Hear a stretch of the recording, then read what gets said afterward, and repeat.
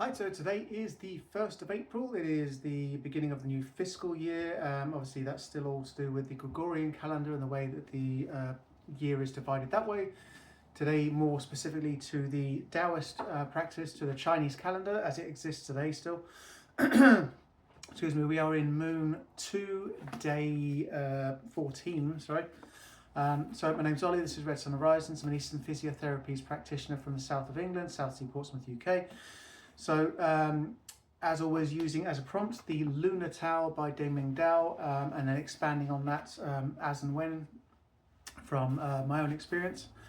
So, going to try and keep this to under 10 minutes again, and today's title is Awakened. So, other than today being a potential fasting day, there is no real major sort of occurrence for today, as opposed to tomorrow, where there's actually a celebration of about 4 different birthdays of different deities. So it kind of makes sense that if you had a different birthday for every deity every day of the week, you'd have a constant celebration thing. People have to get on with their lives. So tomorrow there is the Yufei, Laozi, and festival day for the 3 pure ones, plus another fasting day. But today is nice and simple, so it is entitled Awaken, which is very fitting for this time. So, being 2026. Okay, so the butterfly dream. So this is a Zhuangzi. So you had Laozi and Zhuangzi. These are like very sort of very famous inspirational poets or storytellers, etc. Excuse me. Okay, so the butterfly dream. So this is one of Zhuangzi's most famous parables. So Zhuangzi dreamt that he was a butterfly flitting around and enjoying myself. That's not written in the right tense. Here we go. So I, Zhuangzi, dreamt that I was a butterfly flitting about and enjoying myself. I did not know that I was Zhuangzi. Then I woke up and I was Zhuangzi again. But I could not tell if I was Zhuangzi dreaming that he had been a butterfly, or if I was a butterfly dreaming that he was Zhuangzi. However, there must be some difference between Zhuangzi and a butterfly. We call this the transformation of things. Okay, so I've not really heard that until today, effectively, or last night. It's actually last thing at night. I'm kind of going through these and making notes and taking which bits I'm going to talk about and all that kind of stuff. So the next bit really, so this is more Deming Dao's actual wordings from here on. So all of us have had the experience of nightmares, and all of us understand the relief of waking up and sighing. It was all just a dream. Since so much of meditation and Taoist practice is internal, this makes an interesting question. How do we distinguish the trap of our inner anxieties from the capacity of our minds to awaken to great truth? I'm going to read that bit again.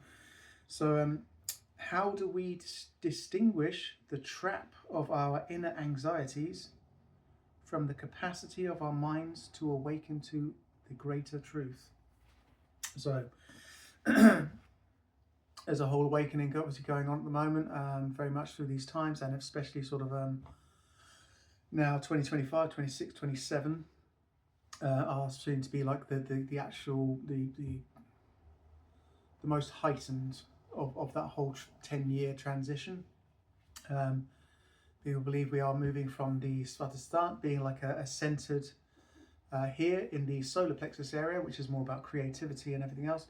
So, essentially the industrial age. We're only just coming out of the industrial age and moving more into being more heart-centered. So more the what I would call the intuitive age, and I think is the intuitive age, and that's the polarity between the intuitive age and what those people who other people would like to call the digital age. But ultimately it's the information age. It's the age of Aquarius.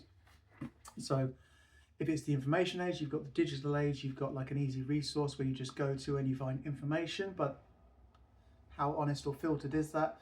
And then you've got the intuitive age, which is literally following your own intuition, especially when you use things like kinesiology. You are taking your own mind and perception and your own opinion, ideally, out of the way, and just using your unconscious, subconscious, via the muscles to test what is truth from falsehood, right from wrong, for you personally, for your life.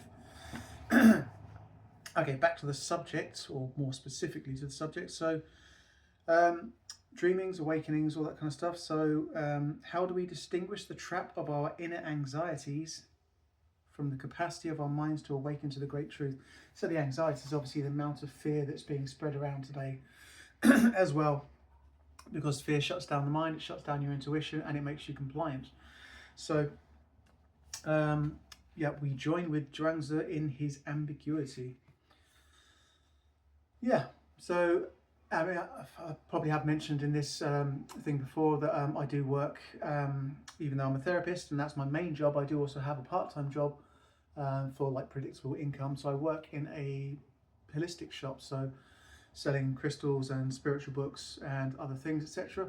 And we constantly see like these surges in different forms of divination coming in. So more recently, a couple of people have started coming in looking at the I Ching, which is again a Taoist sort of method of prophecy in that sense.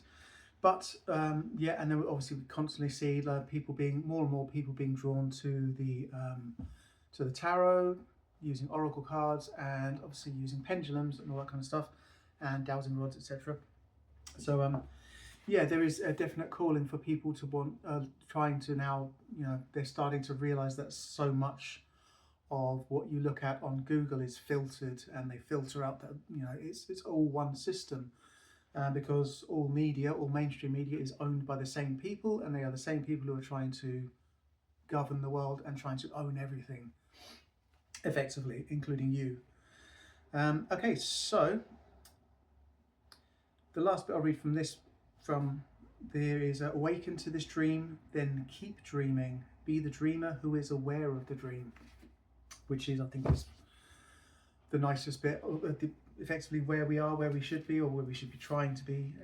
Obviously, everyone's choice. There is no right, there is no wrong, there is no correct, there is no incorrect, there's no, you know, those are all illusions of ego. That's, you know, so it is just be you and accept you for you, and that's where you'll get the most clarity. Okay, so I'm just going to read one bit from Deng Ming Dao. It's from the Deng Ming Dao, from the Tao Te Ching, sorry. Number 71. So, not knowing is true knowledge. Presuming to know is a disease. First realize that you are sick, then you can move towards health. The master is her own physician. She has healed herself of all knowing, thus she is truly whole. Okay, that is it. We are still just under 10 minutes. That is everything for today. Tomorrow is going to be a little bit more involved because there are a fair amount of celebrations. My name's Ollie, this is Red Sun Horizons. I will leave that there for today, and I will see you tomorrow.